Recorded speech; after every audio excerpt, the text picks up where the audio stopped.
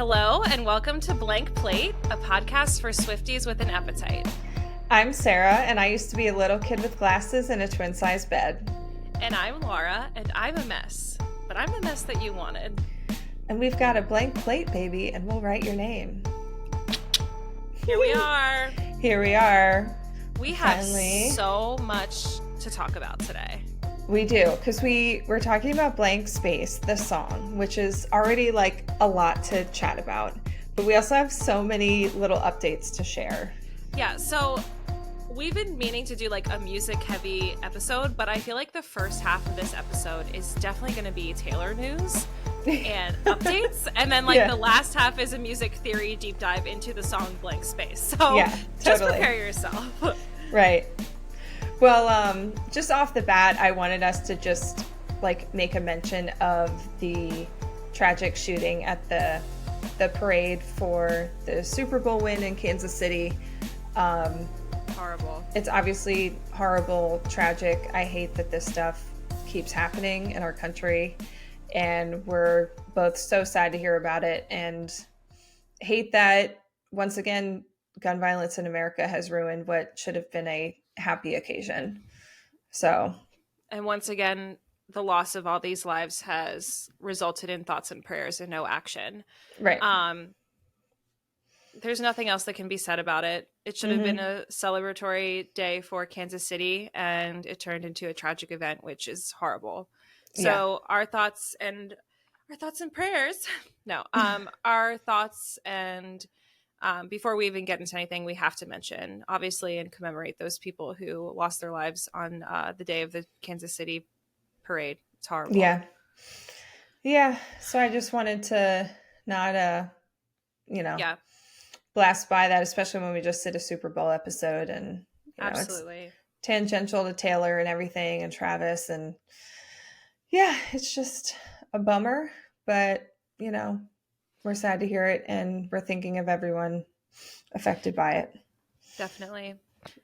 Yeah. Other things that we have to talk about / catch up.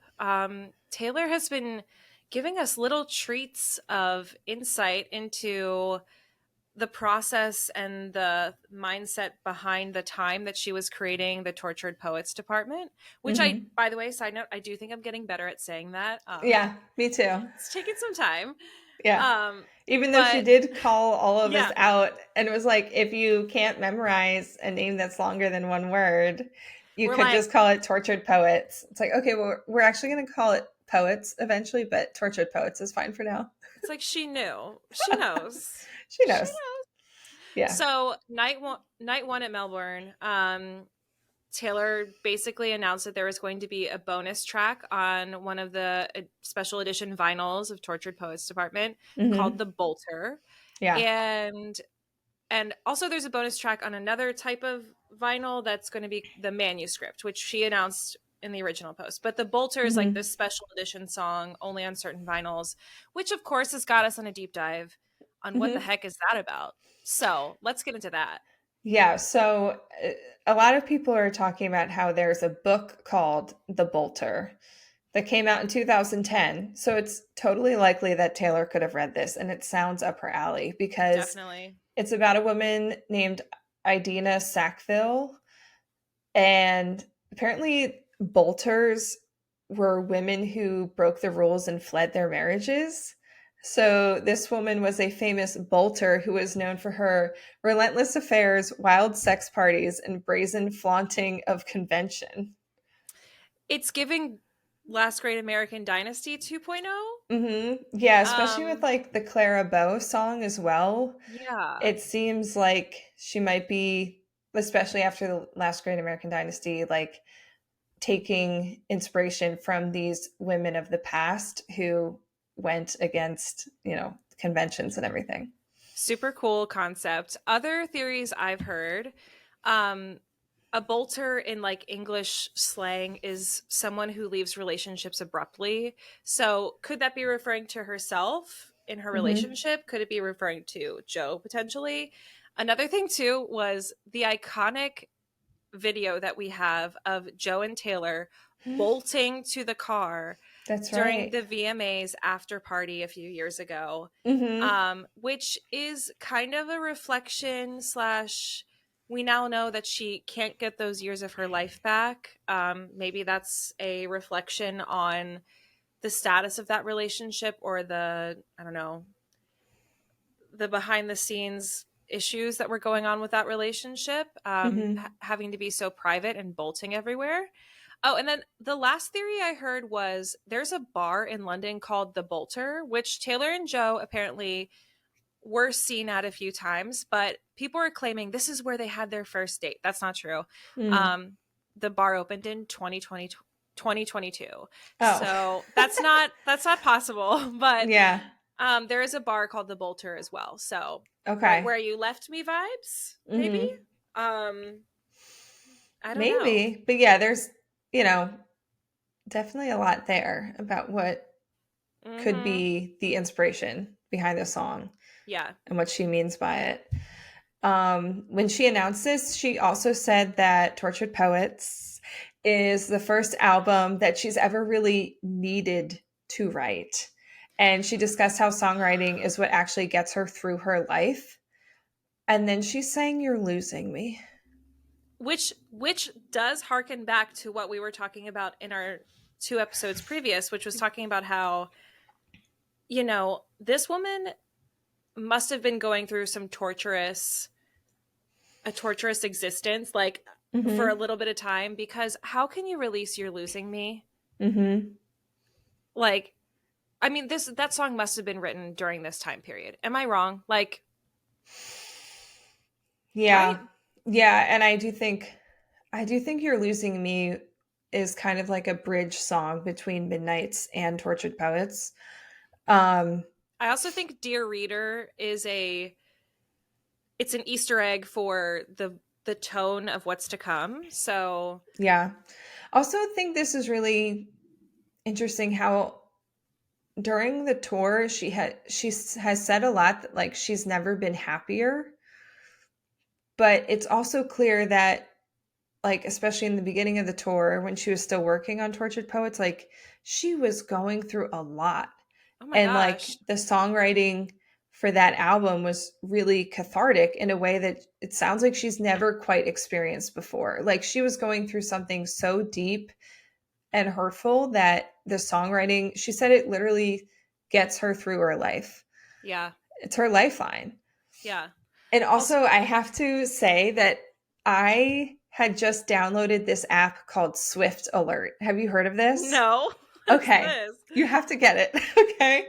Um, it's free to download, and then you basically pay $2 for a lifetime subscription to like get all the features.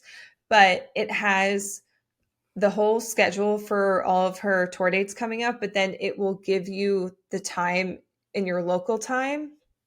And then you can set up for it to send you notifications. Like you can have it notify you when the concert starts or when Taylor gets on Oh, stage, or if you were like, let me know when the red section starts. So I had set it up to let me know when the surprise songs were happening. nice. And um, I had downloaded it like the day before this night one in Melbourne. And then, so it was like 2 a.m. our time that the show started. So I woke up that morning around like 6:15 and I noticed um like I saw an alert from it and I checked and it said, surprise songs had just started. So I was like, oh my gosh, like I'm going to tune in because it has in the app, it has links to live feeds. So I Oh, think there was one cool. I clicked on the Instagram one and it automatically brings up a live feed for me to watch. So I got to watch live as she announced this special Bolter edition vinyl. And when she said all this stuff about how like she really needed to write this album, but I and then I got to watch her play You're Losing Me, and I was just like, oh my god, I feel like I'm there. Um, Wait, but wait, wait. Another thing too is she's starting to do like mashups. yes, What is yeah, that? I don't know. But also when she was announcing all this, and then she said like I've never played this song live before, I thought she was about to play the Bolter. I mean, yeah, you would think, right? You're like, And then wait, she wait. starts. Yeah, I was so confused. And then I was like, oh my gosh, she's playing You're Losing Me. But yeah, so that app is really cool. Plus Yeah, it that's awesome. like the other mornings I didn't watch anything live, but like when I woke up, I could see it had a notification telling me what the surprise songs were. And they also have a list in there of all the surprise songs. So That's it's cool. very, very cool. Very worth the $2. I recommend. It's very, very cool. Hmm. I think the surprise songs, I love that she's also announced that she's now allowed to do repeats. She basically said, like, I'm going to do whatever I want. She's like, no rules now. No rules. I'm just No having rules. fun, which Yeah. is good. I think that's good that she's not like she's adapting as she realizes that she wants to do something differently.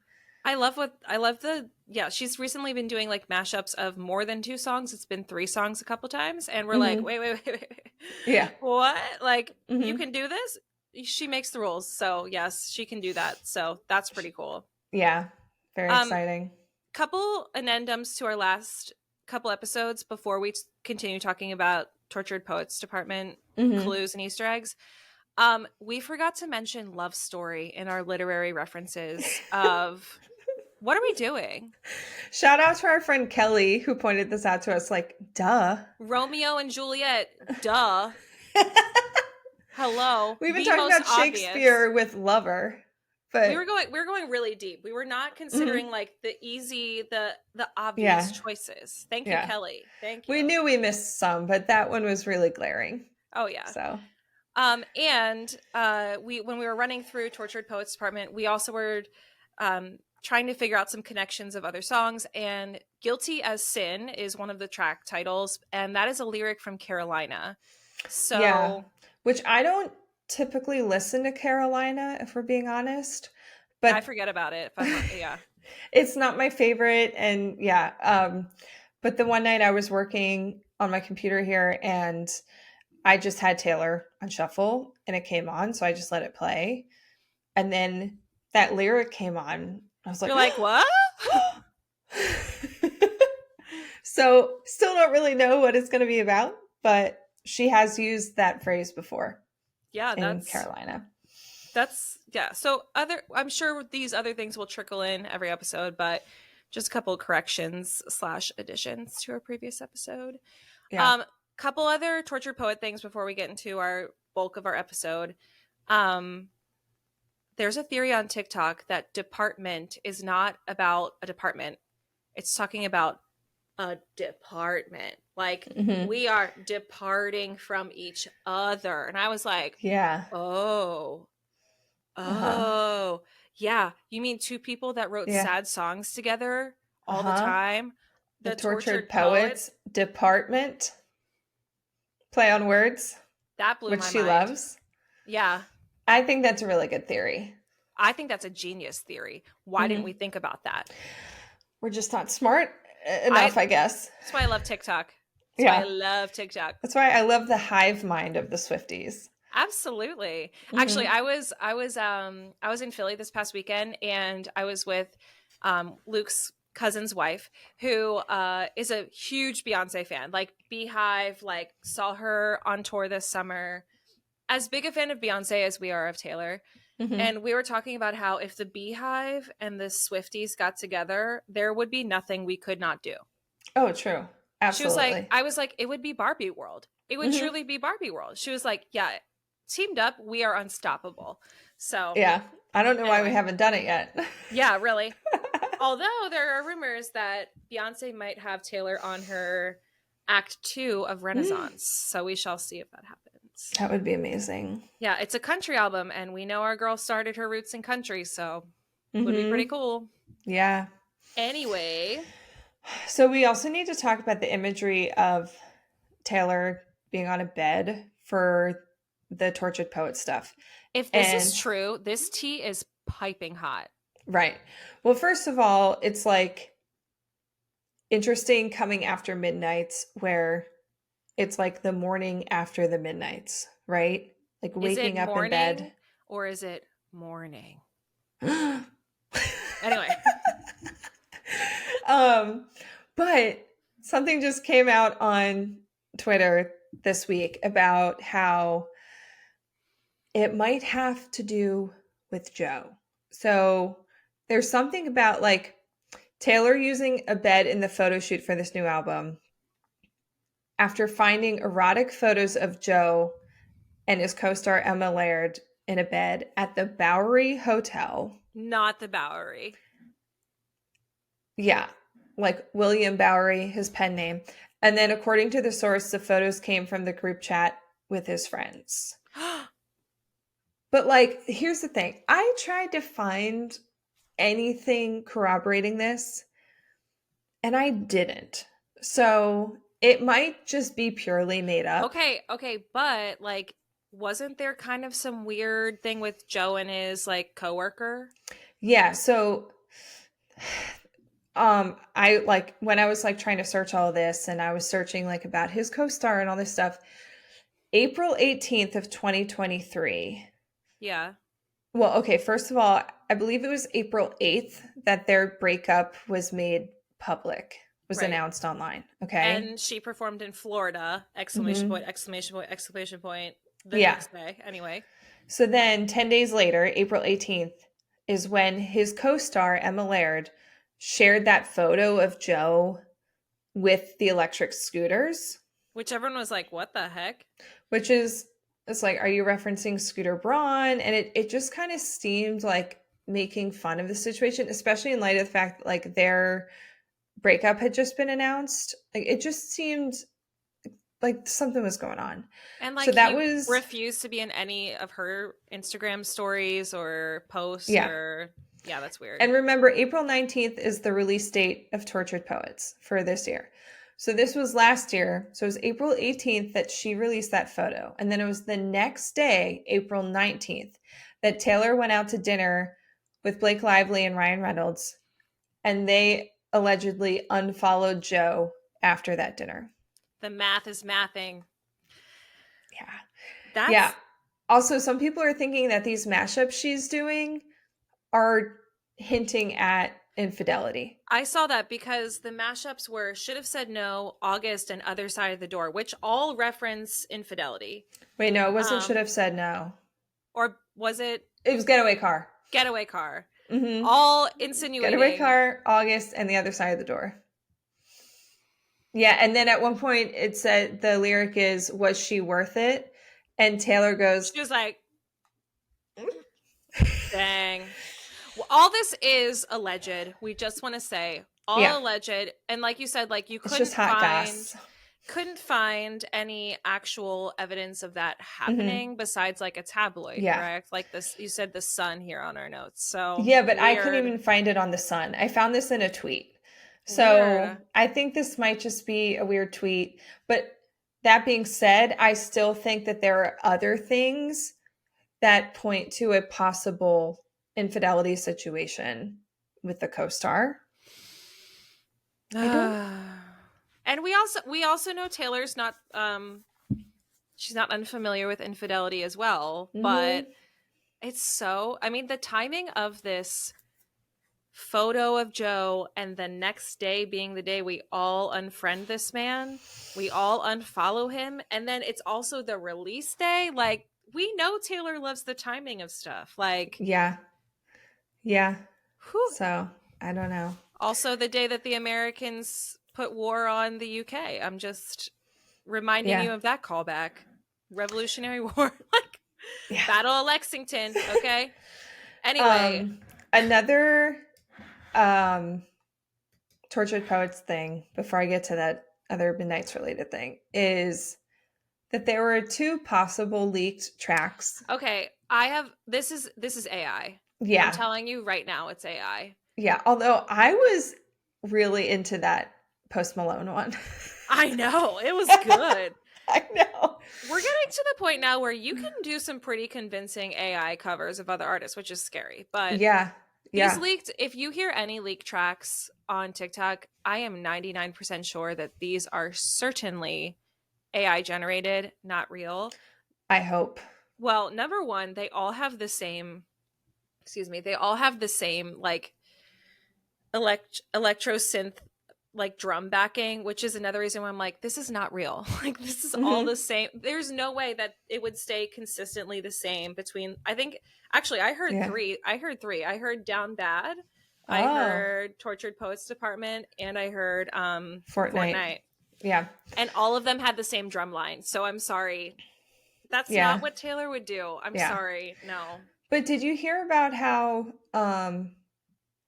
there was something back in January, some random leak saying she had like a new album, which I think it might have even had the name. I forgot to look this up to get like the pure facts of it.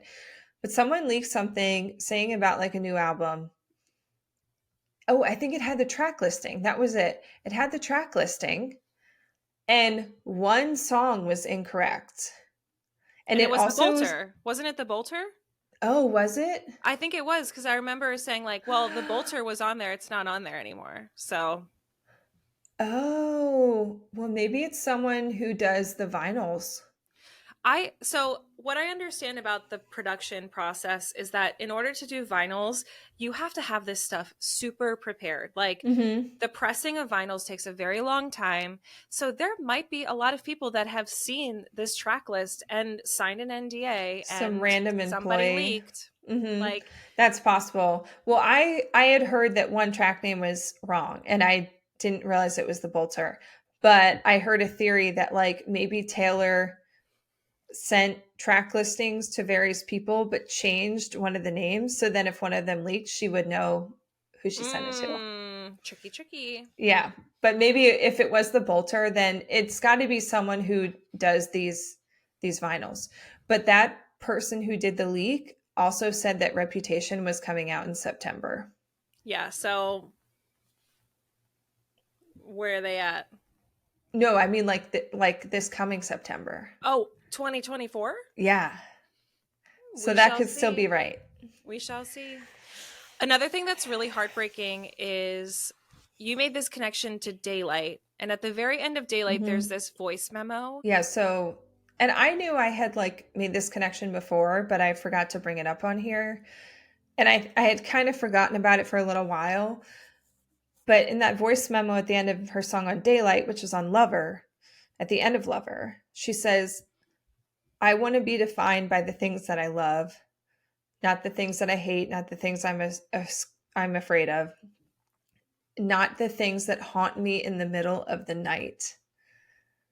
And Midnight, she told us, is an album about the things that like have haunted her in the middle of the night.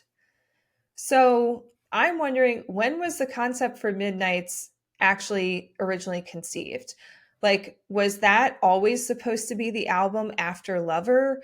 And then we got Folklore and Evermore during the pandemic because the pandemic happened? Like, was she always planning to do an album like Midnights as a concept? Daylight is the last track of Lover, correct? Mm-hmm. That's interesting. And if we think about timing, Lover came out in 2019. Yeah. And so if she worked on Tortured Poets for like 2 years, roughly, like 2 years from when she starts to like when it's released, then 2 years from Lover would have been 2021. But Midnights came out in 2022, but we had the whole pandemic in between Right. there with Right. two other albums. So she could have been working on Midnights since like 2020, 2019, especially if You're Losing Me was recorded at the end of 2021. Mm-hmm. So she could have been working on it since the end of Lover. I've always had it in my head that she was recording that kind of when she was doing her vault tracks of 1989 because there's very Mm-hmm. strong similarities between the production values of those Yeah. albums, Which but she that is probably very was. convincing. She probably was, but she could have been writing those Oh songs yeah. starting in 2019. Interesting. Very You know? interesting. I don't know, guys. I don't know. I don't know. We know our girl Tay has many secrets. So, Yeah. as time goes on, we'll definitely get more clues and insight on this, I think. Mm-hmm. We're definitely getting vibes of infidelity. And we're definitely getting vibes of Tortured Poets Department is a breakup album. So, Yeah. I mean, Yeah. No doubt about that. I do love this daylight thing though, because it makes me wonder about the timeline.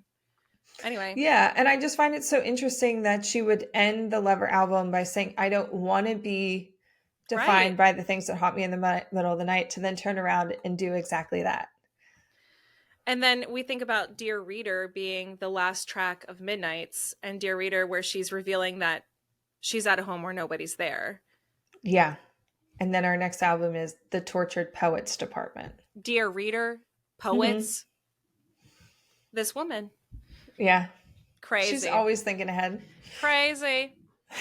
All right, so finally getting to our topic of the day, which is a deep dive into Blank Space. Mm-hmm. Our pride and joy, the name in which we named ourselves. Yes. Which, by the way, we are going to do like some foodie stuff coming up. So if you are a foodie and you're chiming in, like, don't worry, that's coming. We had to table some stuff today. So anyway, so some general information about Blank Space came on the album 1989, was released October 27th, 2014. And the song was, she wrote the song with producers Max Martin and Shellback. Max Martin is like the dude of pop music. And Jack Antonoff as well, but this was like before Jack was really Jack. Yeah. Well, and I think, didn't she first work with Martin and Shellback on Red with like Trouble and We Are Never Ever Getting Back Together? Yeah, when she started to dip her toes into the pop realm, Max Martin was the dude as well as Shellback. Yeah. So, and he's a pop genius for sure. So the song won it is one of the best-selling singles of 2015. It was the #1 spot on Billboard 100 for 7 weeks in the US. It also topped charts in Australia, Canada, Iceland, Scotland, and South Africa. It was certified 8 times platinum, won 3 nominations at the 58th Grammy Award, Record of the Year, Song of the Year, and I forget what the other one was, but 3 nominations, and Rolling Stone placed it as number 357 on the 500 greatest songs of all time. So that's pretty impressive. Yeah. Although I would put it higher than that, but I think if you looked at this list, you'd be like, okay, like the grand scheme of all songs, like, okay, makes sense. Also, Taylor had songs higher than that on the list. So, like All Too Well. I don't know if All Too Well's on there, but this was their 2021 list, so it was before. Like, wait, was it? I think it. Let me click on this. I feel like All Too Well was #1. Oh no, it's not. It's Bob Dylan's not. Like a Rolling Stone. Yeah, no, that's definitely not #1, Taylor. Oh, no. Maybe I'm thinking of someone ranked all of Taylor's songs, and All Too Well was #1. That makes sense. It also won Best Pop Video and Best Female Video in the 2015 MTV Music Awards. And yeah, so overall, a big success from 1989. Yeah. I also wanted to say that, so when this album came out, and I remember being in the car with our friend Dave and Robert, who was my husband at the time, and I was playing it for them. And this is where like Dave really got into being a Swiftie. But I was playing them some songs. And I remember I played Blank Space, and I was like, mark my words, this is going to be her next single. And then it was. What was the first single? Shake It Off. Yeah. Got it. Yeah. So, and then, because the album came out at the end of October, and then this was released as a single in like mid-November. Gotcha. Yeah, it was the second single from the album. Very cool. I think I called that Wildest Dreams was going to be one as well. So, I mean, if you look at 1989 as a whole, you could rip 70% of the songs off that and think that it could be on the radio charts. Like, yeah, truly, like, she knew what she was doing on this one. Yeah. But you were definitely way in tune with the Swiftie side in 1989's actual release than me. So, what year was that? 2014, 2015 2014. into 2015. Okay. Yeah. Yeah. So for me, like, so 1989, this was my first release after falling in love with her with the Red album. So yeah, this was my first like, ooh, I'm excited for a new Taylor Swift release. Yeah. Um, and wait, Out of the Woods was also a single. Yeah, but I think that was after. I'm pretty sure, like, I remember Out of the Yeah. Woods and thinking that was pretty cool. But it was way after Blank Space, because Blank Space was Okay. all over the radio for sure. Yeah. That's when we like listened to the radio, you I know. guys. Like, what a thought. Yeah. Um, but yeah, this is where I feel like her albums at a lot of times have like synced up with me in my life, because 1989 was this, it's like that exciting young mid-20s in New York album. And at the time I was living in downtown Lebanon. I had just gotten married in August of 2014. So I like had the stress of my wedding like taken away, and I felt like, oh, I'm like really starting my life as an adult. Like I'm married. I'm Yeah. here living in my hometown city. I've got friends that live a couple blocks away. Like I'm just young. I've got a full-time job and I'm living just, my rom-com. yeah, like I'm just living my life in my 20s and having a great time. And the 1989 album really kind of like lines up with that. That, And yeah. and then she like took off for her 1989 peak that she had before Mm-hmm. she Yeah. fell. I was certainly not at that level. 2014, 2015, Luke and I were, gosh, like newly like getting together. I was Yeah. moving into his apartment. I listened to Mhm. Bonnie Bear and Fleet Foxes, Mhm. and very much in the indie music scene. Luke was like Yeah. producing his own music, like Oh yeah. local arts. Like it was all Mhm. about like grassroots indie art for me at that point in time. Yeah. So and also I said this before, but I never liked Taylor's lead singles ever. Like, Mhm.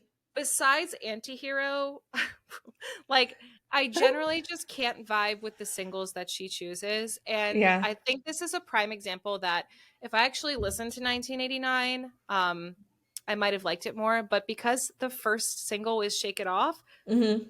that was just wasn't for me at the time. Okay. It wasn't for me. Mhm. Um, Incredibly catchy. Um, Yeah. but just wasn't, I was not aligned with my inner Swiftie yet. So Yeah. Although I do remember in 2015, a bunch of us took that trip up to Watkins Glen. And the one night we had kind of like a oh karaoke yeah, yeah, yeah, yeah, situation. yeah. And I do remember us singing Style together. Yeah. I definitely liked some of her songs. It just Yeah. wasn't like a lifestyle. No. No. I also like, if this is not a humble brag, but I learned songs really quickly. Like, Yeah. Uh-huh.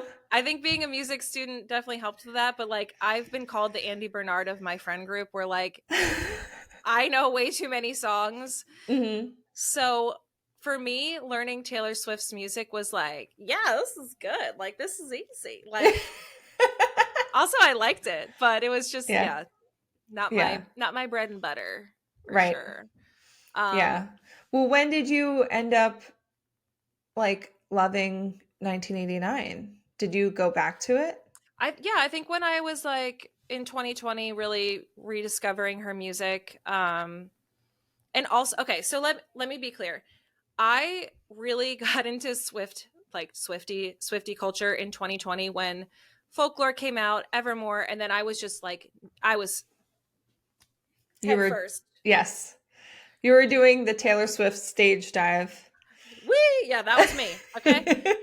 And I have not looked back since. And I think I mentioned this before, but when she started to talk about the sexism that she faced and also wanting to re-record her music, I was like, we must stand this woman. Like, Hmm. so there was an interview that I saw, and I mentioned this before in another episode. Hmm. And around the same time, she did a GQ interview that I now show my students. So, Oh, yeah. okay. So I actually have a whole lesson on um, celebrity perceived image and songwriting. So anyway, Mhm. um, Wait, didn't you do a whole lesson on blank space with your yeah. students? Yeah, so this is my kickoff video, is this GQ interview that really did change my mind about her as well. So she mentions that some of the things that I write on in blank space are satire. You take your creative license and you create things that are larger than life. You write things like, I get drunk on jealousy, but you come back every time you leave because, darling, I'm a nightmare dressed like a daydream. That's not my approach to relationships, but it's cool to write the narrative of this crazy but seductive and glamorous but nuts and manipulative girl. That was the Mhm. character I felt the media had written for me. And for a long time, I felt hurt by that. I took it personally. But as time went by, I realized that it was kind of hilarious. So the Mhm. ownership of this image that the media made for her, she was like, fine, I'll play that part. Like, Mhm. the music video Yeah. is so opulent. Like, we'll talk about that in a little bit. Mhm. Um, and then she said that half the people got the joke, and then half the people thought that she was like literally a psychopath. Yeah. Um, so Of course. if you don't understand the sense of humor, like, Yeah. if you don't get the joke, you don't deserve to get the joke. And I was like, okay, she understands what she's doing here. Oh yeah. Yeah. And that to me is like, to me, that was when I was like, okay, so she's incredibly smart about how she's broadcasting her image on 1989. Mhm. And then as soon as I sort of got into like, okay, so there is some creative, and then as soon as I realized Imagery was on that album, Oh yeah. which by the way, in the new Unclean. Taylor's version, you can hear Imogen Heap a lot more. Yeah. Um, there was also there were a couple interview bites that I heard from the 1989 like press tour that I was like, okay, I have to get into this. Mhm. And Out of the Woods is just an absolute slammer. So, Which I didn't like Out of the Woods at first. oh my God, I can And now totally, it's like one of my favorite songs. I just think that Jack Antonoff was such a freak back then. Oh, yeah. Like Yeah. she has interviews where she's saying like Jack just carries around like a microphone and just is like, I like the way this water is dripping, I'm gonna record that. And I Mhm. was just like, that is so Luke, like that is so weird artist. But like Yeah. when you listen to Out of the Woods, it's so different than Mhm. anything else. And I think like Jack Antonoff really made a splash, and I was like, Yeah. dude, Well, he back to changed the her game. inspiration about this song. Have you seen her performance of this at the Grammy Museum? Yeah, it's great. Yeah, so you can watch this on YouTube and we'll link it. But it's just her and acoustic guitar performing this song. But at the beginning, she talks about her inspiration for it. And she says how she was originally like really bummed out by how the media had portrayed her. But then she realized it was a really interesting character and she could write a song about it. And I love how she flipped that because it is similar to what she did with all the snakes with Reputation. And then also Right. like all this stuff about her masters being sold to Scooter Braun. And she's like, oh, actually, I'm just going to re record them and re release them and do all this fun stuff. And so, like, it's another thing that happened to her that's not great. And she pivoted and was like, what can I do with this? And Mm-hmm. something amazing came out of it. And now Blank Space is one of her top songs, Yeah. and it came from this the way the media was just dragging her and I think mischaracterizing her. she also mentioned in that GQ interview that I had mentioned that she said, um, if enough people say the same thing about me, it becomes a fact in the general public's mind. So I monitor what people say about me. And if I see a theme, I know what that means. Mm-hmm. I've had it happen twice before. In 2010, it was, she's too young to get all these awards. Look at how annoying she is when she wins. Is she even that good? And then in 2013, it was, she just writes songs about boys to get revenge. She's boy crazy. She wants to get revenge. Whatever. She's a problematic person. It will probably be this something else again this year. And she has no idea that Reputation's going to happen at this point. So Well, but also what crazy. happened that year with 1989 was everyone was like, oh, she just has like this clique of friends and she, is she's like the cool girl who is picky about who she hangs out with. So she's totally right. It did become something else. And where she had written 1989 to be a song that wasn't all about boys and like she wasn't dating for a while, but then they were like, you have a girl squad and that's problematic. And she's like, oh my God, like, can I do anything right? To me, like this acknowledgement of like the public perception of her and like playing with that, this Mm-hmm. is so early reputation. She has no idea what that actually means, but like Yeah. she knows how she's being perceived with like a wink and a nod, and she's just like, I see what you're doing. Like, Mm-hmm. oh, you think I'm boy crazy? I'll write about how I'm boy crazy. Like, Mm-hmm. here we go. And it's also just like a middle finger to the public discord and being like, I'm smarter than what you think. Like, I know Yeah. exactly what you're doing, and I raise that bar. I see you and I raise that Yeah. bar. So, And those who get it, and those who don't. And like she said, if you don't get the joke, you don't deserve to get the joke. yeah. So for me, I think this was the first time when that interview, especially with GQ, that changed my mind on how Taylor Swift wrote. I also have, in this lesson I do with my students, I have another video where she explains like she literally just has like a notebook, and I'm assuming a notes app thing where she just like writes down turns of phrases that she really likes. Mm-hmm. And she's like, how can I figure out how to put this in there? Like, Yeah. how can I twist this? Like, she's such a wordsmith. Yeah. And I like that a lot because sometimes when you hear people talk, you're like, that's such a good phrase. Like, Mm-hmm. I love that. I love that she So has a list like that. I yeah. also like this quote she has about in 2010, it was, she's too young to get all these awards. Look how annoying she is when she wins. Is she even good? Like, she's still dealing with that. Like with the Mm-hmm. Grammys that just happened, she had a lot of people speculating about whether or not she deserved to win Album of the Year. And then she got blasted for both being like annoying with how she acts like surprised when she wins, and was also blasted for like kind of like accepting it too nonchalantly. Like when she announced Tortured Poets, I saw something about like how Taylor Swift was literally cleaning her Grammy while like giving her thank you speech, which was like, I'm sure she was just nervous and fidgeting and it was something to do with her hands. But they're like, oh my God, yeah, Taylor's like, oh, I'm just up here getting another award. Cool, thanks for the award. By the way, my next album, blah, blah, blah. And then when she won Album of the Year and she's like dragging Lana up on stage and she's like so flustered that she doesn't acknowledge Celine Dion enough. And she's like, oh my gosh, like thank you. Like I just love doing this. And everyone's like, okay. Like she literally can never do anything right. It's the Barbie movie monologue is Taylor Swift's life. Yeah. I mean, she has this way of really making people have discord about her, whatever she Mm-hmm. does, good or bad. And I think in the public eye, like you have to get a tough skin, and she certainly has. Mm-hmm.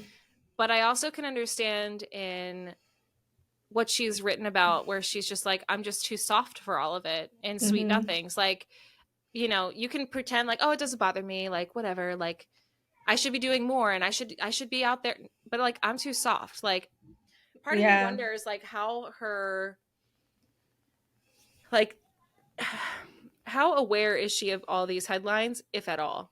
So Mm-hmm. anyway, Yeah. it I is know. interesting because these same things are what she says all the time. Like, oh, I mean, like many people have said, I can't wait for the breakup album after Travis Kelsey. Like, she's boy crazy. Like, she only writes songs about revenge. Just wait till they break up. And I'm like, Mm-hmm. okay, yeah, like she's a songwriter. That's what she does. So, Yeah. like, if they break up, she's gonna write about it. That's Mm-hmm. part of the deal. Like, as you would Yeah. too, It's how she processes her life. right? And as she said, she needs to do that. So, Yeah. anyway, I want to go into a deep dive on music theory, if you would be so kind. Okay, teacher. Okay. I'm ready to be So taught. before I get into this is like so basic. Like I'm going to make this as approachable as possible.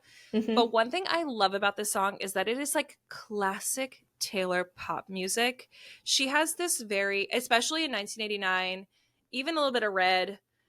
She has this way of being her songwriting process, and it has that very generic like 16 bar verse, 16 bar chorus, and she has this way of alliterating and writing her lyrics that is so classic Taylor, which is it's adjective noun, Mm-hmm. description, adjective noun, description.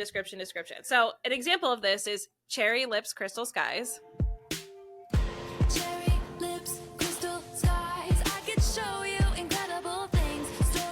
So we have adjective noun, blah blah blah blah blah blah blah blah, blah, right? Yeah. And then we have, like, in the same album, we have Wildest Dreams with red lips and rosy cheeks. Red lips and rosy cheeks. Say you'll see me again, even if it's just in your wildest dreams. So this way of like zeroing in on something specific, like cherry lips, crystal skies, like these very specific details to illustrate something that is broader, right? So red lips and rosy cheeks, like imagine me, those two things on my face. Then we have vintage tea, brand new phone from Cardigan, same thing, adjective noun.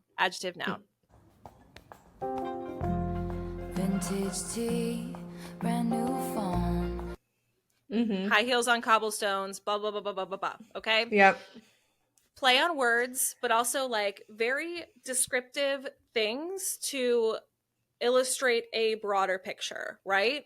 Then another classic, just pop music, like music theory analysis, is the chord structure goes 1, 6, 4, 5. Which, like, if you're not into this, I'll sing this as we go. So we have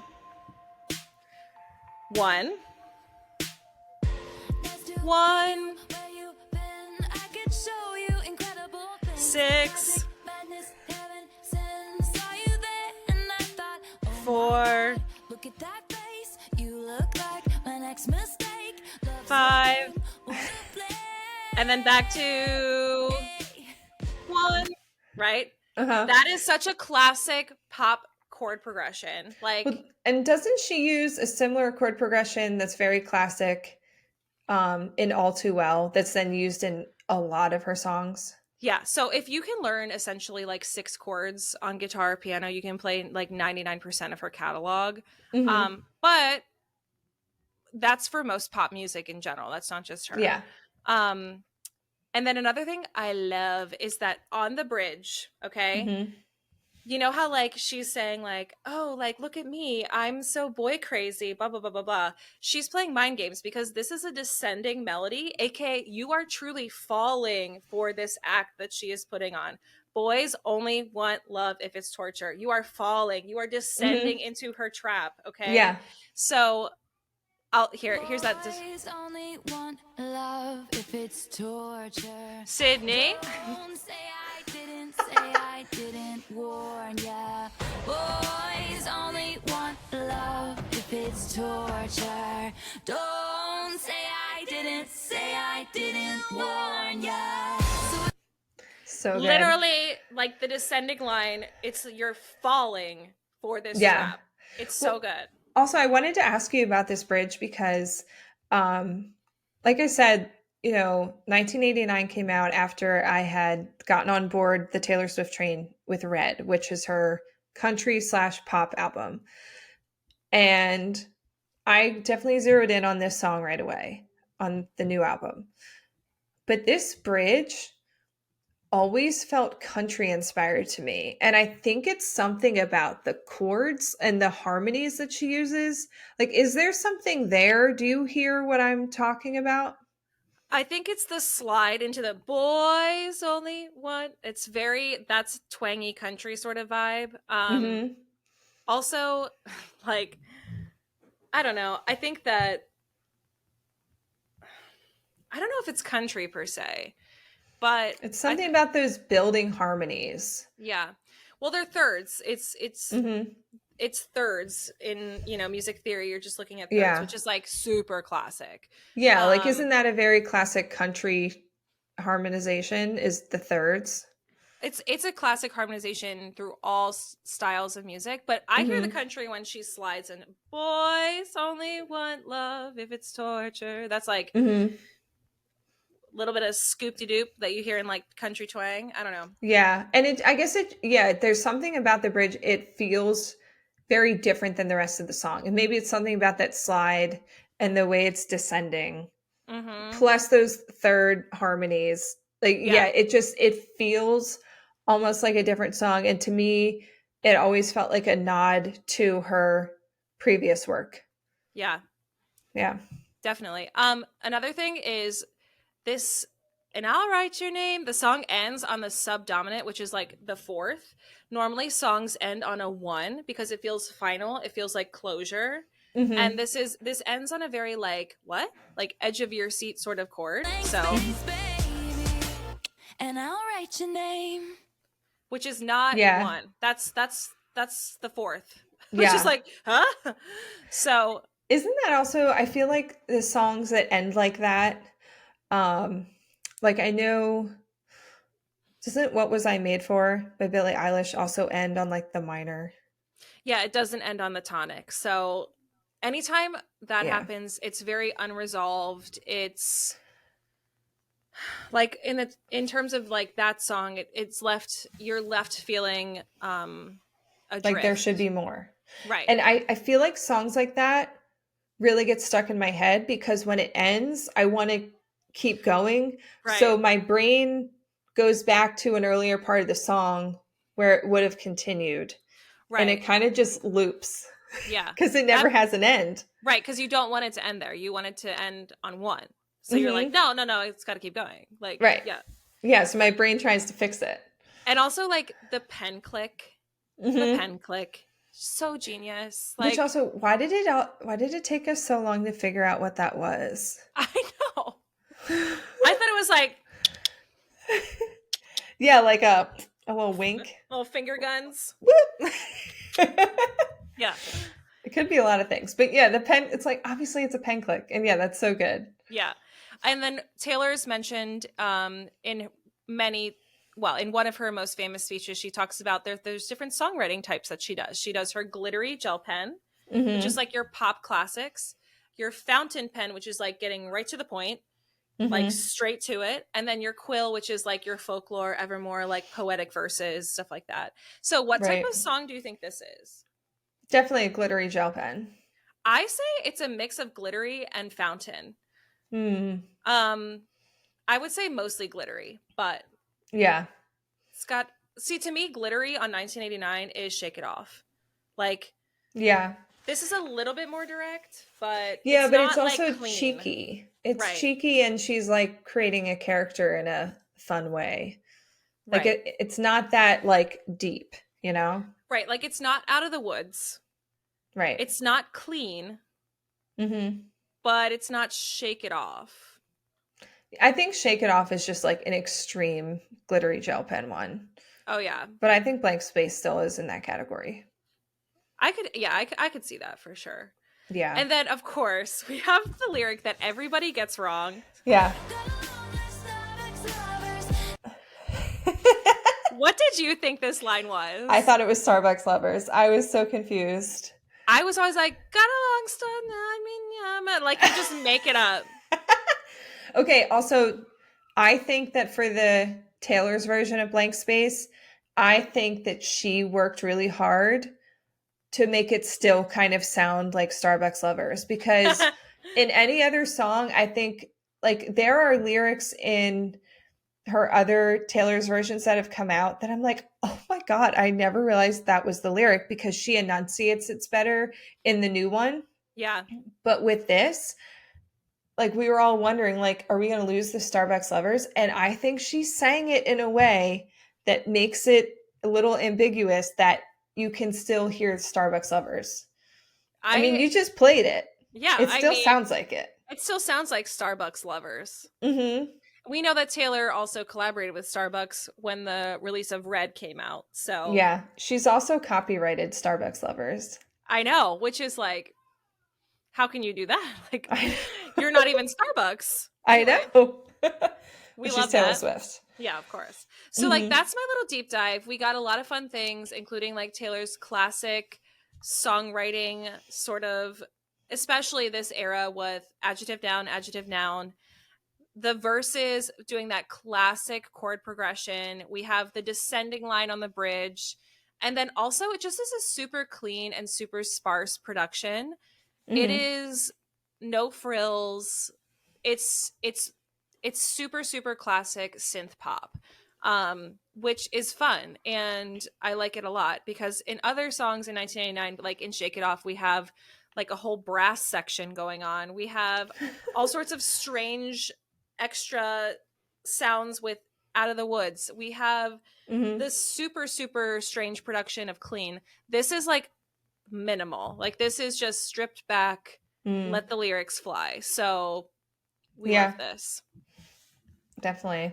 Well, should we jump into the music video? Yeah. I think the music video is super important to know the song too. Yeah. So if you haven't watched it, we will link it. You should definitely watch it if you haven't. It definitely illustrates this character that she's developed of herself. Yeah. I also remember when this video came out, I remember it being a pretty big deal. Yeah. Like everyone was like, wow, she really went off in this one. Yeah. Well, that's because like, some people didn't get it. Like they were like they didn't get it. No. But she went full theater kid. Like she is acting crazy. Slamming, crying, like she like grabs the actor's face with like her claws, and she like bites his lip at one point. Like she is going all in. It also gave budget. Like yeah, I want to know what the budget was for this thing. This mansion, you know, and also the clothes. The clothes were super gaudy, like very Versace, like. Yeah, I feel like this was. Yeah, because if you think back on the music videos for Red, they were much more tame. Although We Are Never Ever Getting Back Together is a great music video that is done all in one shot, which is incredible. I didn't know that. That's cool. Oh yeah, you got to go back and rewatch that one. But it's very like fun. It actually kind of looks low budget in like a cute way, whereas this is so opulent and extravagant. Right. This is giving production value. Like, this is like girl has money to spend. Yeah. I was also really sad to read that I didn't realize this, but she planned to premiere the video on Good Morning America on November 11th, but Yahoo accidentally leaked it a day before. So then she quickly posted it on her Vivo account. What? How do you accidentally leak it? I don't know. Maybe someone messed up and accidentally published it early, or they did it on purpose. I don't know. But it's like she's constantly dealing with leaked stuff. Poor girl. Yeah. Also, the director, Joseph Kahn, took inspirations from Stanley Kubrick's 1971 film A Clockwork Orange for the video's symmetrical framing style. I have to rewatch it now that I know that, because I never noticed that before. It's not like as obvious as like a Wes Anderson style of directing, but I want to rewatch it now. That's cool. Well, I never saw A Clockwork Orange, so I wouldn't be able to tell you. All I know is the iconic moment where she slams that golf club on top of the like expensive car. Apparently that was a callback to the Tiger Woods cheating scandal that happened a few years before this. So Tiger Woods cheated on his wife. It was bad. It was all over the headlines. And like she used her boyfriend's car with a golf club, and it was like a reference to that absolute mess. Yeah, and so on the Eras tour during Blank Space, there is a visual of like the car, and all of her dancers are hitting it with the golf club. But also I was watching the video today, and I noticed that she and the actor, her love interest, are riding bikes inside the mansion. I was like, oh, I was always wondering why on the tour her dancers ride bikes around. I was like, this is so random. But now I get it. Yeah, but like that's a deep cut. Like it is a deep cut. I understood the golf club with like breaking the car on tour. Like that, I was like, okay. Yeah, I remembered that part, but I did not remember the bikes. It is just a short clip in it. So I was like, okay. Interesting. I loved this because The Guardian complimented Taylor on this perceived image of herself, and they called it a feminist daydream. The narrow and sexist caricatures attached to women are acted out for our amusement, their full ridiculousness on display, which is exactly what she's doing. She's being absolutely unhinged this entire music video Yeah. for the sake of our amusement, Mhm. laughing at it, being like, isn't this crazy? Like, do you actually think I'm like this? I Like, know. Also, I found out that there was an interactive app called like American Express Unstaged Taylor Swift Experience that featured a 360-degree video version of Blank Space, the what? video, and it was released for free onto mobile app stores. I was not aware of this at the time. I wish I had been. Because apparently the user could choose to either follow Swift and her love interest throughout the linear storyline or leave the storyline to explore other rooms in the mansion and find interactive Easter eggs, such as Swift's childhood photos. Wow. The app was created with super fans who wanted to feel even closer to Swift in mind. Interesting. Yeah, so she was doing all that stuff back then. It was just like a little harder to find. Yeah, You know? that's cool. It's Yeah. giving a callback to the Google search for the 1989 Vault, like tying in the techie side of things. Mm-hmm. Yeah. All right. Okay, so what is your favorite lyric and what is your personal ranking for Blank Space? All right, my favorite lyric has to be "'Cause darling, I'm a nightmare dressed like a daydream." Okay, here's that. Each time you leave, 'cause darling, I'm a nightmare dressed like a daydream. So it's gonna be forever. Yes. Yes, it's so good. And my rating for this song, so I'm doing it out of 10. And for me, a 10 is all too well 10-minute version. So Okay. grading on that scale, I think I have to give this one a 9. Because honestly, like, it's hard for me to even say that Blank Space is one of my favorites because it feels like it's everyone's favorite, like one of their favorites. So it doesn't feel as personal to me as other favorites of mine. But if I'm being honest, like, it is such a perfect pop song. I have to Totally. give it a 9. I'm giving this a 7.8. Ooh. Yeah. She's a tough critic. Yeah. I don't know. I think that this is Taylor really flexing her pop music skills. I think that the backstory and understanding of her reclaiming this character of herself is extremely interesting. But in terms of like the song itself, I think that we've seen Taylor like completely expand upon this pop structure in a way that's beyond in Midnights and in Reputation. So I see this as like her first step into becoming the master of pop. With room to grow, of course. I love a lot of things about this song. My favorite lyric as well is "'Cause darling, I'm a nightmare dressed like a daydream." That like personifies this character that she's playing of herself, right? Yeah, like, totally. So love that. But yeah, I would give it a 7.8. It's not quite an 8 in my eyes because like 8 is giving like, gosh, I don't want to compare it to like another song, but it's not quite an 8 for me. So 7.8 is what I would give Interesting. it. So, yeah. Okay. Yeah, I think like this song, I could probably almost give it an 8, but what bumps it to a 9 for me is the iconic staying power of this song. That's the one thing I do have to give this song. If you hear that line, ding, ding, ding, ding, ding, you know. Like, it has that iconic quality to it that some of her other songs don't have on this album. So yeah, definitely. There you go. Okay, if this song were a recipe, what would it be for you? Okay, so I was thinking about this, and part of me wanted to say pizza just because 1989 is like her New York album, and to me, like, New York pizza seems like the right fit. But I was like, no, like, that's not quite the right thing for this. But then I remembered about this pizza I had heard about. It was like the most expensive pizza in the world. Okay. It cost about $4,200. Okay. And it has this has all of this stuff on it, okay? Caviar soaked in Dom Perignon, lobster marinated in 100-year-old cognac, What? venison medallions, Scottish smoked salmon, Look, high-quality prosciutto, and vintage balsamic vinegar, and then it's also topped with 24-karat gold flakes. for what? Well, like, I feel like if this song was a pizza, or like if the character of this song was a pizza, it would be this. This You know, is like, disgusting. I know. When I was also just thinking, it kind of reminds me of I'm a Nightmare dressed like a daydream. Like, it's Yeah. pizza, and then it has all this like fancy stuff on it, but it sounds horrendous. Yeah, that's vile. Yeah. But I feel like it's a pizza they would be eating in that music video.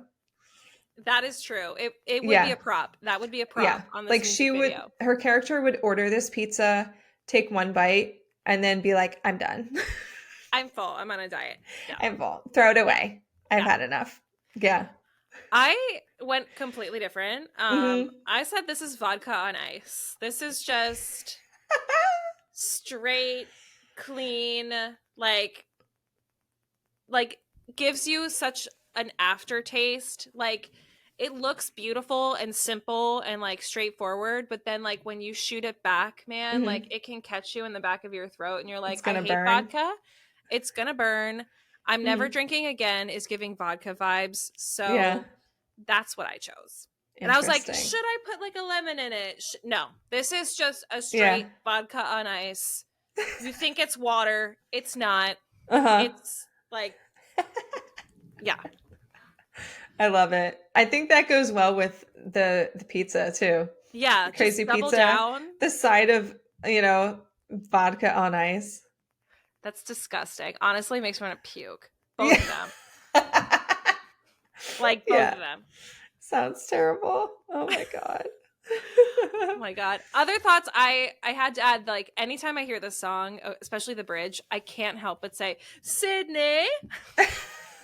I always forget about that. So that was when she was on tour and she performed this, and she had the golf club, right? And she was Yes. hitting a metal thing. She like hit, I don't know what she hit, but it was like clank, clank, Sydney. And it was like, Mhm. she would loop this. Like, she would be Yeah. like, boys only want love if it's torture, clank, clank, right? Mhm. And before she did it, she would just go clank, clank, Sydney, clank, clank. And I was like, what? Yeah, I gotta look that up. It's Oh, really man. iconic. I need to watch the whole 1989 tour on YouTube. It's on I YouTube. know. We should have like a viewing party of that. It is really fun. Mm-hmm. And if you look at that, it looks so low budget compared to the Eras tour. You're like, Mm-hmm. people are that close to her. And Reputation too. I know. Yeah. Reputation gave budget, but it also was like closer, like intimate. I don't know. It was wild. Yeah. Anyway, gosh, we have so much to talk about. Like, that's why we started this podcast. hello. Yeah. So our next episode, I think we might be doing another song episode, unless something pops Yeah. up. We haven't decided yet officially, but we might do another song episode. Mm-hmm. Any requests? Let us know. Yeah, let us know. Right. Anything that we have Taylor's version of, we will cover. Right. That is, we can't do any rep yet. Or debut. So, Yeah, but Keep we've that in got all mind. the other ones. Yeah. So, all right. yeah. Well, thank you guys so much for joining us. And if you want to support the pod, you can give us a follow at Blank Plate Pod on TikTok and Instagram. We've been like loving to see your comments on those. It is really fun to see our faces if you're listening to the audio podcast. So Yeah. give us a follow. You can also check out our website at blankplatepodcast.com. And please send us an email at blankplatepod@gmail.com or leave us a voicemail at 717-382-8313 to share all of your Taylor thoughts. And you can also text us at that number. Yes. Actually, we have a reader thing we should do next episode. More on that later. Yes. And until then, we've had the time of our lives with you. And it's time to go. So So- bye. Bye.